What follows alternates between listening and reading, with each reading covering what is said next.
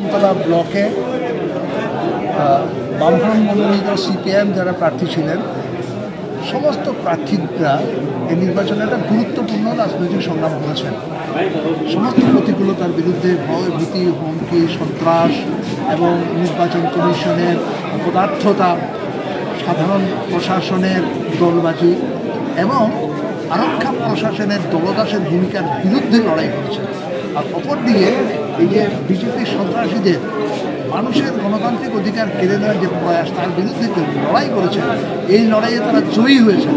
মানুষের রায়ের প্রতিফলন ভোট গণনা কেন্দ্রকে প্রহসনে পরিণত করার জন্য সেটা অর্জিত না হলেও এই যে আজকের যে আমাদের অনুষ্ঠানের মধ্যে উপস্থিতি, এতে থেকেই প্রমাণিত যে মানুষ ছিলেন এই বিজেপির সন্ত্রাসের বিরুদ্ধে, দলবাজির বিরুদ্ধে, প্রশাসনের বিরুদ্ধে, দুর্নীতির বিরুদ্ধে।